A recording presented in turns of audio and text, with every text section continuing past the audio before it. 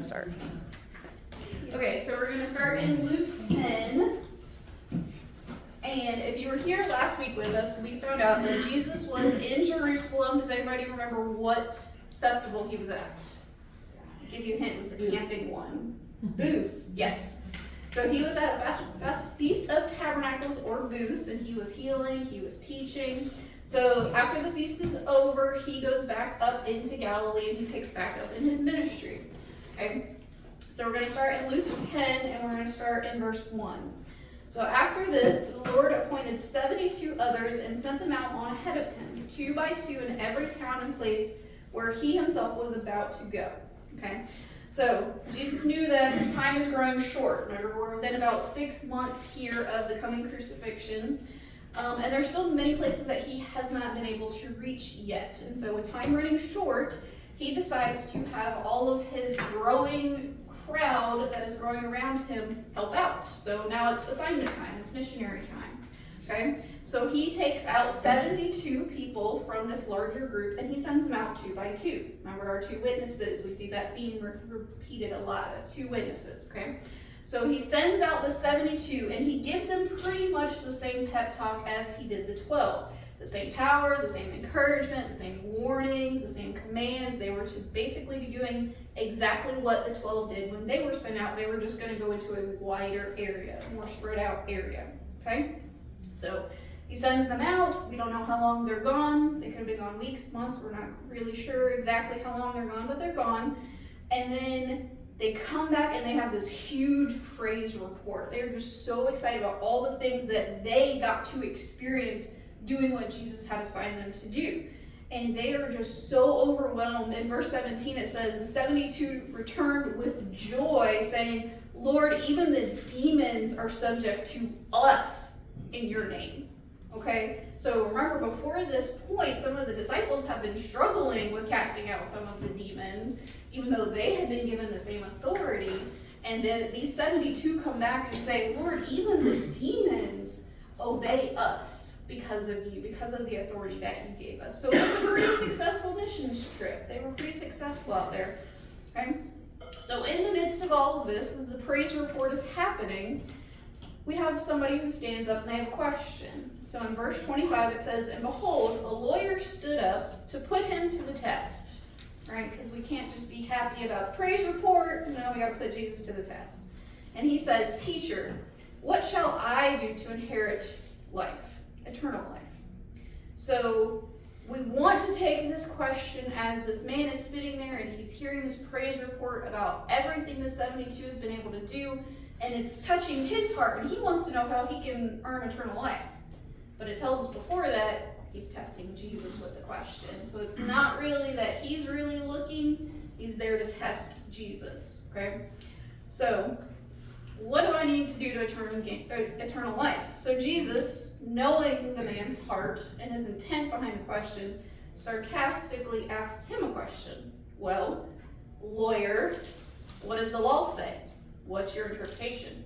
Because that's his job. As a lawyer, not like a lawyer that we think about, but a religious lawyer, they were to study the law. They were able to study Leviticus and the rest of the Torah and understand and be able to dispute between people, yes, this is what the law of Moses means, and this is how we interpret it. So it wasn't just the letter of the law, but the interpretation of the law, kind of like our lawyers here today.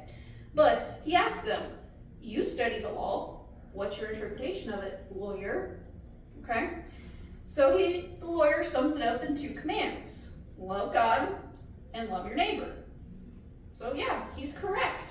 That's the whole law right there. Love God and love your neighbor. But he has a follow-up question. Who's my neighbor? Right? Because law is so specific. Love your neighbor.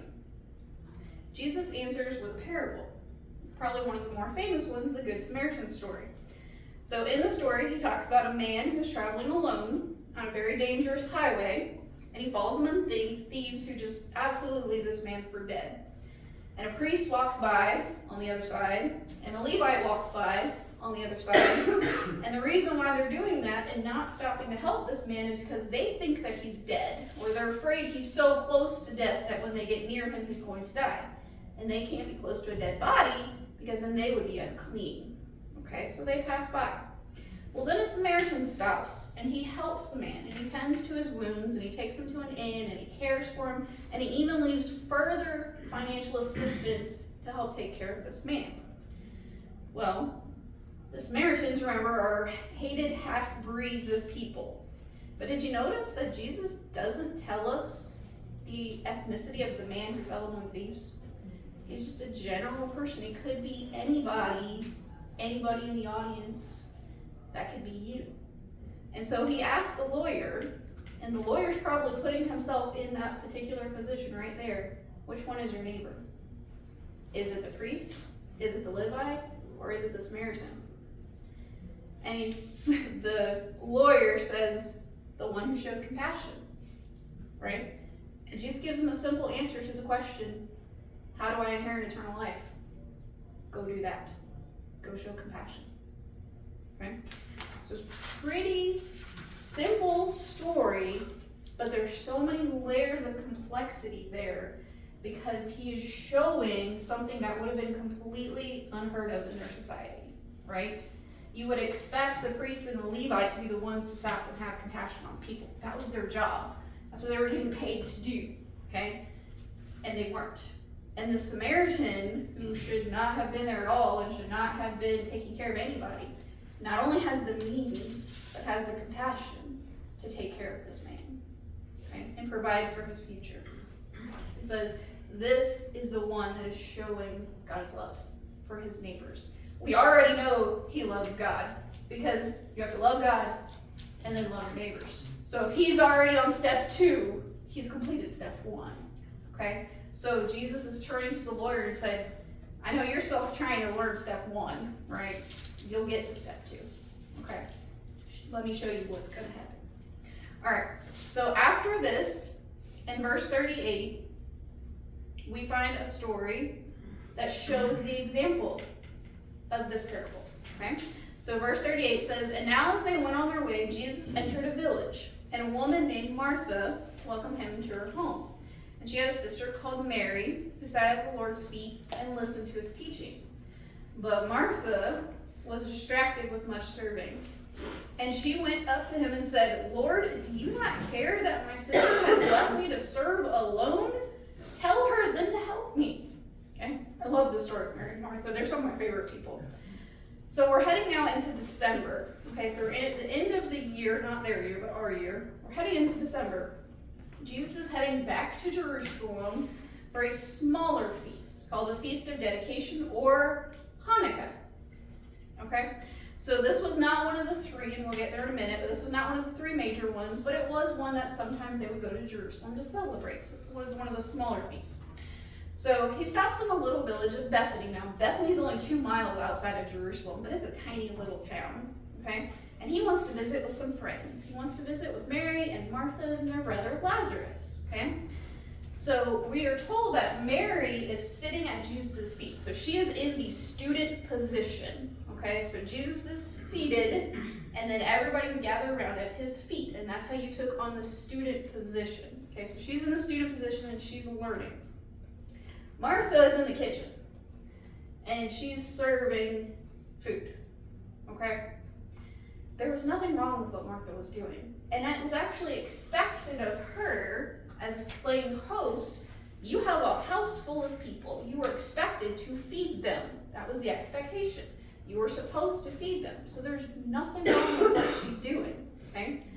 The point is, as Jesus points out, she was using it as an excuse to distract herself from Jesus.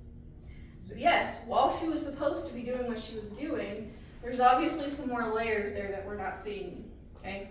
That she was using it as an excuse when she should have been next to her sister, okay? So Martha's problem wasn't that Mary wasn't helping her. Martha's problem was Martha.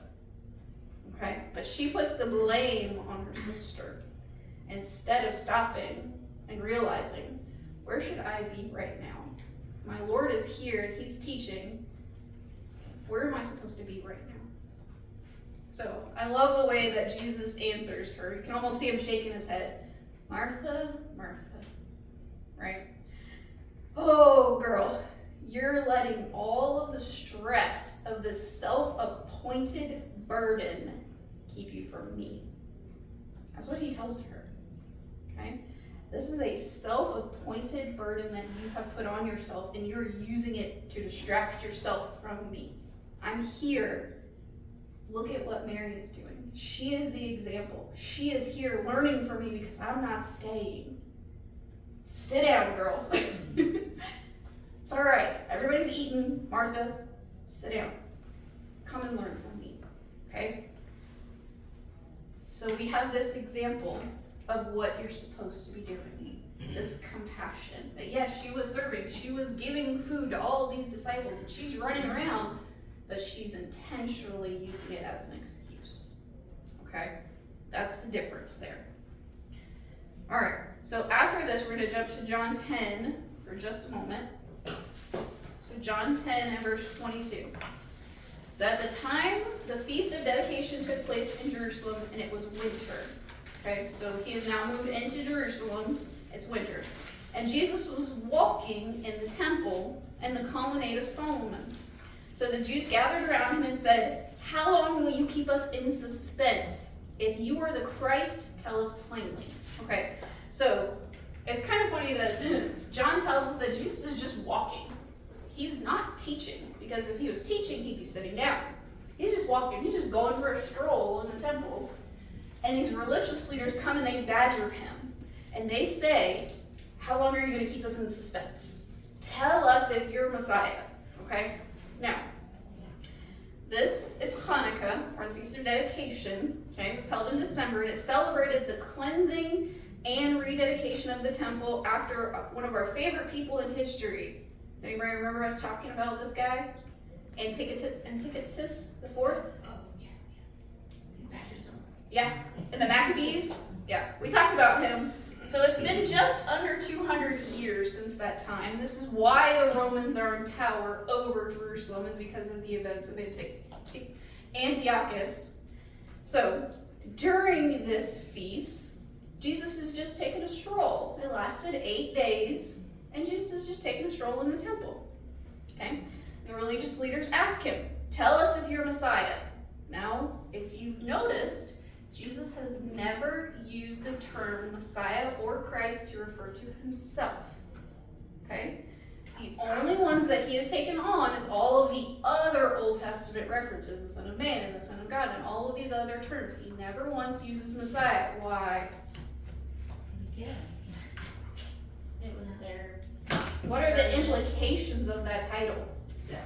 Political, kingdom, ruling, kicking Rome out. Those are the implications behind that title. So he never uses that title. Ever. Not once. Okay? And they want him to use that title, because then they can use it against him. If he's going around claiming to be Messiah, then they've got him. Okay? So he knows that he does not use that title because of the political and military implications there. Okay?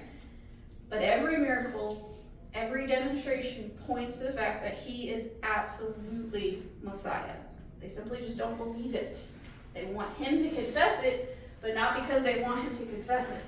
They want him to confess, so they got him. Okay? Well, Jesus explains that their unbelief, okay, is because they do not listen to the voice of the shepherd. Okay? He's already told them before that they're not the true sheep.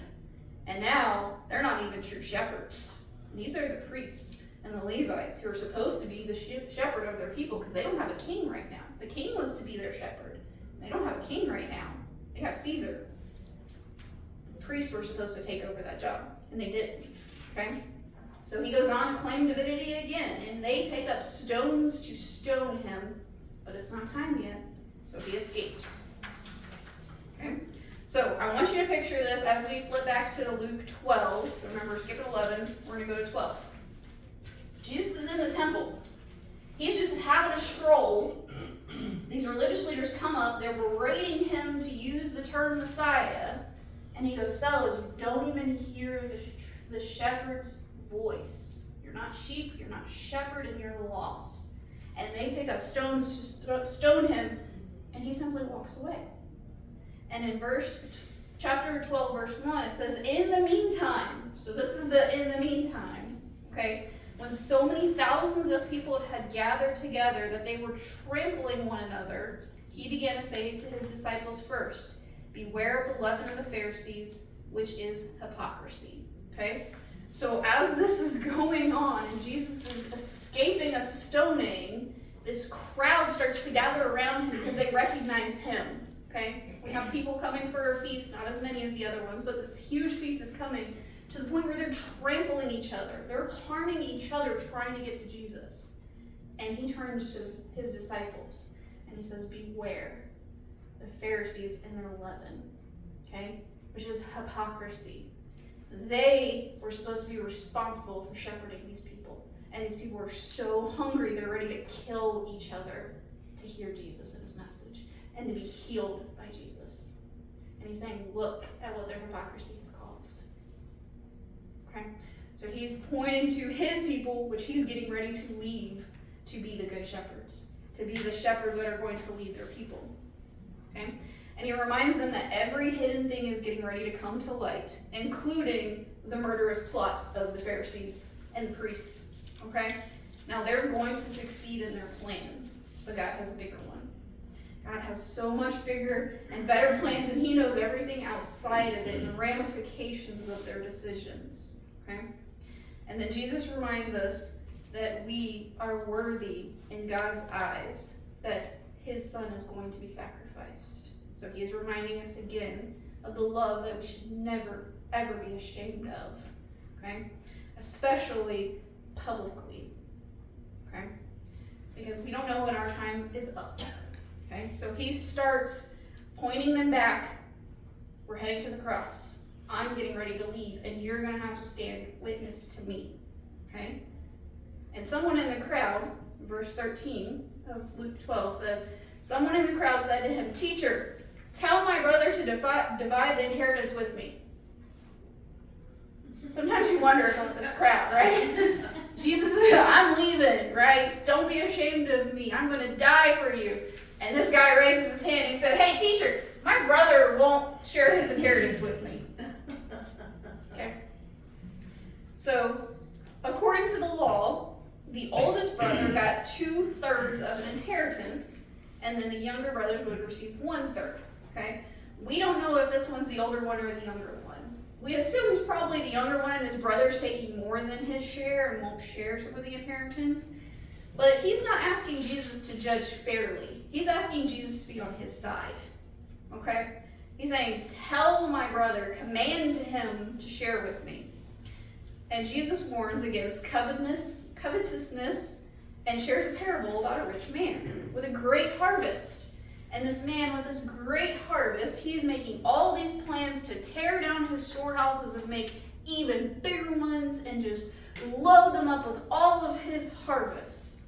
And he's making this incredible plan for his life and his retirement. Isn't it going to be fantastic? I'm going to have a beach house down in Malibu, and it's going to be great. I'm going to have some, offshore accounts, and it's going to be fabulous. But he forgot to plan out his eternity. He's making all these plans for the rest of his days, and Jesus calls him a fool because there was one thing he could not control, and that was his own death. So while he was busy making all of these plans for his retirement, he dies. And he has to give an account of his soul, the one thing he doesn't own, to God. Okay? Everything in here is mine. My storehouses, my riches, my life. And then he dies, and he has to stand before God and says, that's my soul. I need you to give an account for it. Okay?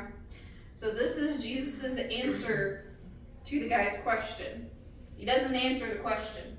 He doesn't tell him, your brother has to share with you. He says, I want you to go think about where your focus is. Okay? So in verse 22, of course, an obvious question arises. In verse 22, he says, and he said to his disciples, therefore I tell you, do not be anxious about your life, what you will eat, nor about your body, but what you will put on it. So knowing his disciples' hearts, because they're hearing this parable and they're going, we have done that. we've given up everything for you. They've given up family, they've given up lucrative careers. Matthew gave up everything, being a double traitor, to follow Jesus. And I'm sure in their minds and their hearts they're going, we did that. Look where it's got us. Everybody hates us. You're getting ready to leave us. What did it get us? Right? So Jesus follows it up with, their question is, well, if we don't store up treasures, how are we supposed to take care of ourselves? What is our life going to be like if we don't store up treasures? And Jesus ties greed and worry together. Okay? Greed says, I can never have enough. And greed is, I can never get enough. And worry is, I'll never have enough. And he ties them together as one. Neither one have their eyes on Jesus. Neither one have their eyes on what God has planned for it. So he is tying those two together. And we do not realize the damage that worry does for us. Mind, soul, body, and spirit. It has far-reaching negative impacts that we do not understand. Okay? Now, there is a difference between a godly sense of responsibility and worrying. Okay? And it's hard to tell the difference sometimes. But a question you can ask yourself of, is this my responsibility or am I worrying about it, is where's your focus? Okay? Is my focus on what am I doing to seek the Lord and what he wants me to do? Or is it I'm worried and concerned about the next steps, the next days, the next years? How am I going to take care of myself? Okay? So that's a good question to ask yourself if you're concerned about where to draw the line in your own life. Where is responsibility and worry? Where is that line for you? What do you get with worry anyway? This is Jesus' question. How does it help you at all? It never adds a day to your life. It doesn't add an inch to your height. It doesn't add $1 to your bank account. It cannot help you in any way, and it only harms you. Instead, turn that energy into focusing on God, what he wants, and let him deal with the details. He's really good about that. Y'all, I'm telling you, if you leave the details to him, he's really good about that. Okay? It's hard. It is hard because we live in the here and now. We live in the everyday. We live staring at that bank account. Okay? We have to remember to keep our focus on the Lord. So that is what he is telling them. Where's your focus? Where's your focus, guys? Okay? All right. So now he is also shifting back to his point in verse 35. Stay dressed for action and keep your lamps burning. If there's ever like a, theme that we need to hold on to. Stay dressed for action and keep your lamps burning. You did that this weekend. That's right. In preparation for a storm we knew was coming. Ah, right. All right. So he tells his followers, don't be greedy and don't worry. Put your focus on me, because even though I'm leaving, I'm going to come back.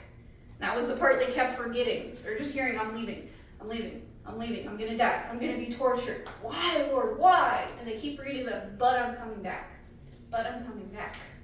Okay? And then in verse 41, our spokesperson, Peter, he speaks up. Peter said, Lord, are you telling this parable for us or for all?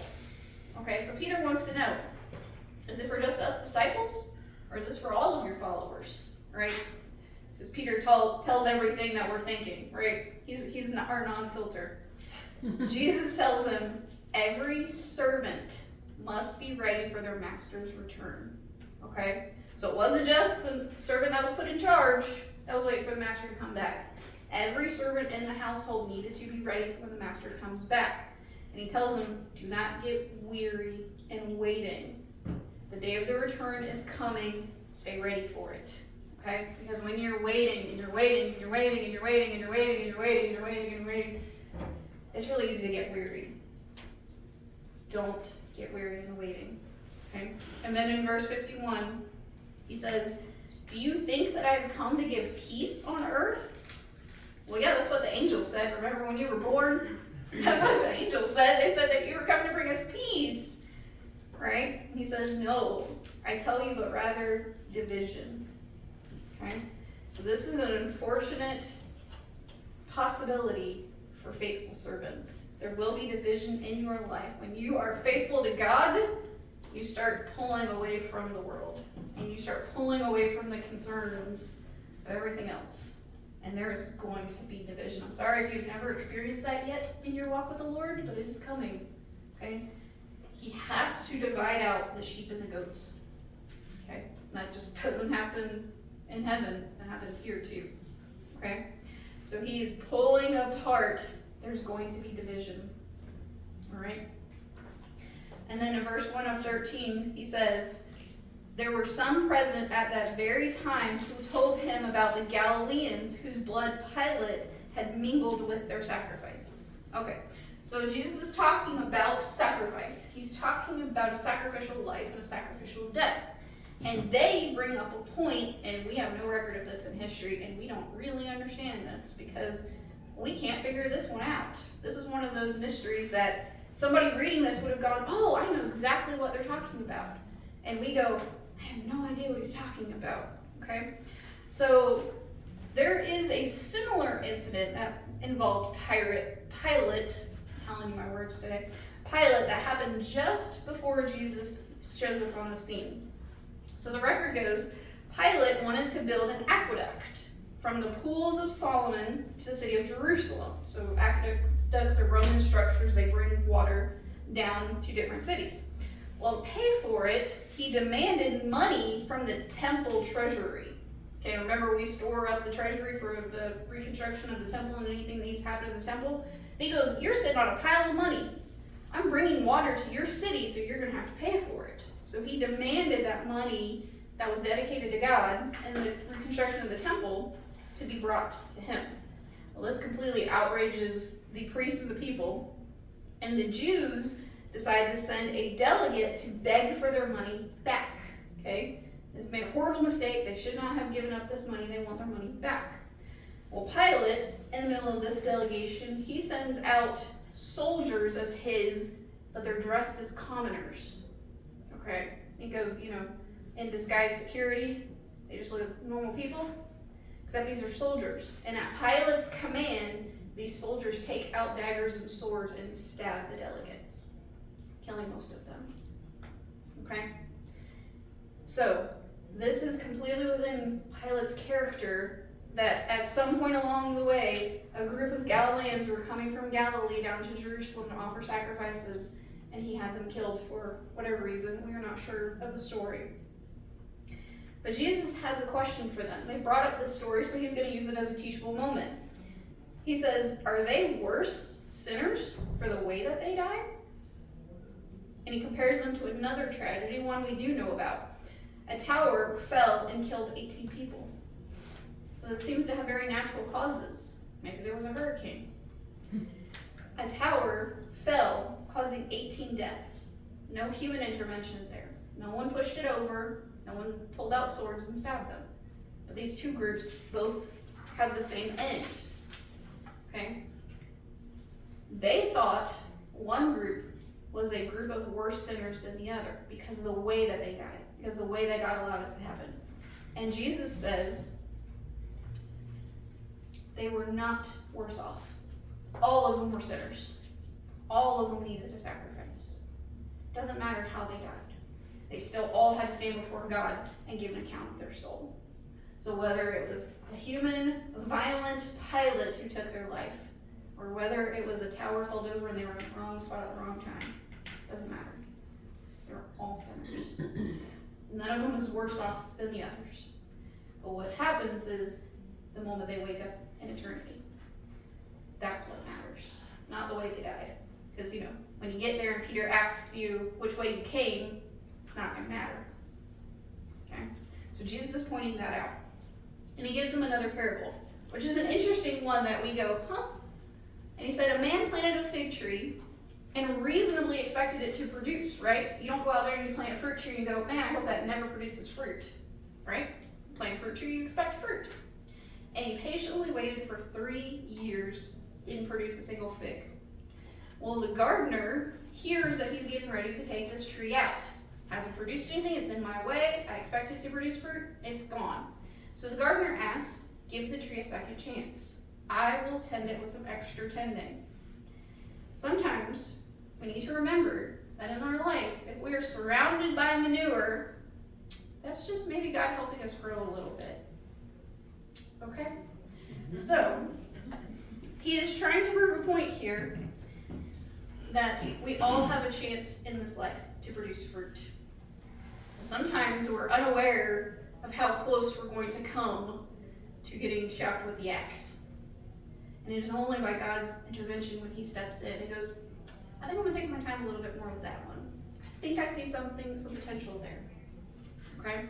So it's kind of odd at first until you put it in the context of what he was talking about. We might not always get a second chance. Okay? We all need to produce fruit. Because if we don't, okay, it's time to go. Alright. So now he's going to move into some healing. So chapter 13, drop down to verse 10. Now as he was teaching in one of the synagogues on a Sabbath, we already know what's going to happen, right? Because in a synagogue it's the Sabbath, what's going to happen? They're going to come after He's going to heal somebody, they're going to come after him, okay? And behold, there was a woman who had a disabling spirit for 18 years, and she was bent over and could not fully straighten herself out, okay?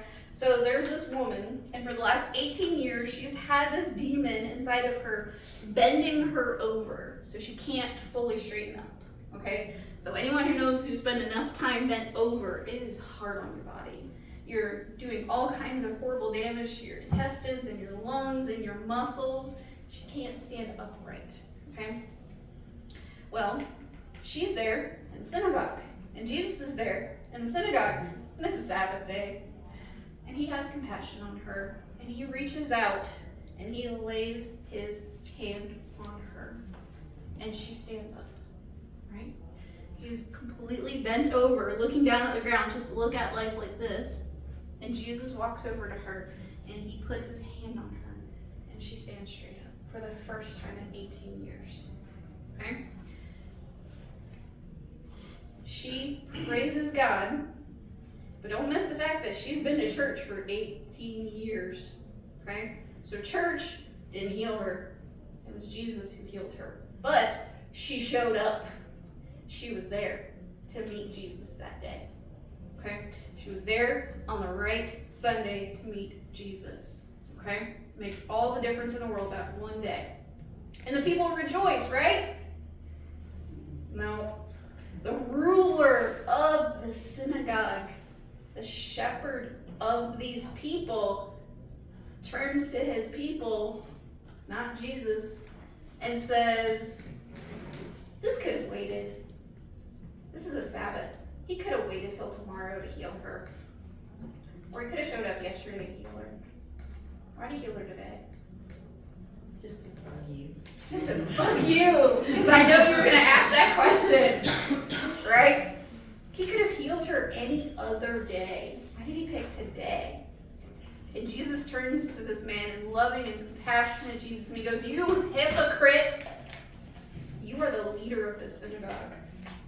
And it shows how much this leader of the synagogue was buying to religious ties and not a relationship with God. Because he should have been the first one to strike up the band and be like, yes, Lord, thank you, Jesus, for this woman who's been healed.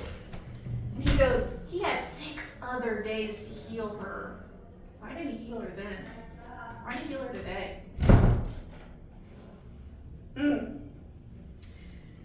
So Jesus tells him a story, right? He says, on the Sabbath day, you're allowed to help animals. You're allowed to lead them to water. You're allowed to take them out of a pit if they fall in. You're allowed to mend their wounds if they're broken. Isn't this daughter of Abraham worth more than an animal? She's been suffering for 18 years, and I healed her. She deserved healing more than the animals you help on Sabbath. Well, that put the ruler in his place. And then the people rejoice. All right, so then Luke 14, verse 1. On Sabbath, all right, what do we know is already going to happen? He's going to heal somebody. He's going to heal somebody, all right. On a Sabbath, When he went to dine at the house of the ruler of the Pharisees, they were watching him carefully. So what's their intent? Are they looking to see Jesus? Nope. This is, I'm going to spy him out, right? All right, so we already know the intent. They were watching him carefully, and behold, there was a man before him who had dropsy. Okay. So even though Jesus is at odds with the majority of the Pharisees, it seems he associates with at least some of them. We know about Nicodemus and Joseph of Arimathea, okay? So we know that there's some of them. Jesus is still being watched, right? Well, Jesus is having dinner at a Pharisee's house, and there's a man there who has dropsy. Now, dropsy is a swelling condition, okay? It kind of encompasses a lot of different conditions, so basically it would be very, very swollen, puffy. His hands, his arms, his face would be very, very swollen. Okay? And in those days, in order to attend a dinner, you had to be invited, right? You couldn't just show up at somebody's house and just bust in and be like, I'm here for dinner, right? You had to be invited to be there. So that man had been invited by the host to be there because, Jesus is going to be there. So let's invite this guy to be there and see what Jesus does. Because, I just happen to have my dinner on a Sabbath too, right? You see all the maniacal planning that they put into all of this? Okay, so Jesus poses a question, right? Is it lawful to heal on the Sabbath? Pretty simple question, right? This is what we've been talking about for all this time. Is it lawful to heal on Sabbath? They didn't answer him. They had been accusing Jesus multiple times for healing on the Sabbath. But they had oral laws about working on the Sabbath. There was not a written or oral law that said you could not heal a human being on the Sabbath. Not one. So they aren't really accusing him of healing on the Sabbath. They're accusing him of working on the Sabbath. So he asked them point blank, is it lawful to heal on the Sabbath or not? Well, there's no law, so they don't have an answer because they already know what the answer is going to be. If they say no, Jesus is going to go, gotcha, because there isn't. And if they say, yeah, what's your problem with me healing on the Sabbath then? I've done all of this time. What's your problem with it if there isn't a law against it? So they're caught. They don't have an answer. So he, while they're mulling that over, turns to the gentleman with dropsy and he heals them. Okay? But he also sends him on his way because he knows that he's just a tool being used by these Pharisees. So he sends the gentleman on his way. Just, you don't need to be here. Go leave. Okay? And he turns to the Pharisees in verse 7, and he told a parable to those who were invited when he noticed how they had chosen places of honor. Okay, so in that day, if you were invited to a dinner, different seats meant different things. Okay, and everyone knew exactly what seat was what. So normally, what you would do is you would wait to be shown your seat. Even at just a regular dinner, you'd be waiting to be shown your seat. Well, Jesus notices that these fellas, when they came in, they took their own seats. And they took seats of high rank. Okay? And he's not going to miss a teachable opportunity here. So he provides some parables. The first one is about a wedding feast. Now, a wedding feast was one of the most popular nights of the year. It was a huge social occasion in the Jewish community. Okay? The seating arrangement showed your status in the community. Okay? So if you took a place that was not yours, you could be publicly humiliated when the host would come up to you and not whisper in your ear, be like, excuse me, you need to move down. That's not your seat. As a way of publicly shaming you in front of the entire community. That's not your seat. You took one that doesn't belong to you. So Jesus is saying, instead, humble yourself, take a lower seat. That way the host can go, no. You're my best friend. Come on. Come on up here. You need to be closer. And therefore give you honor and in your humility. Okay? And Jesus says, and if neither of those things happen, you're still at the party. Okay? So be grateful you're still at the party. Alright? And the next is about a great banquet. And Jesus turns and speaks directly to his host, who's a Pharisee. Don't miss that. He's a Pharisee. And he reminds them to remain humble in choosing his dinner guests. Don't always invite the people who are going to pay you back, okay? Right? Because in that time, if you invited the rich kid in the neighborhood, you expected that they were going to invite you back, and it was going to go back and forth. So you're going to have a nice meal, and they're going to have a nice meal, and you're going to have a nice meal. You didn't invite the people who couldn't pay you back, because who only benefits from that relationship? The person there eating your food who can't pay you back, okay? So he's reminding his host, charity, compassion, humility. Don't always just invite people who can't pay you back, okay? God gives you a blessing. He expects you to bless other people and not just people who are going to bless you back, okay? And then third, about the great feast to come in God's kingdom. So he likens it to a man who throws this huge feast and he invites all of his friends and his family to come attend.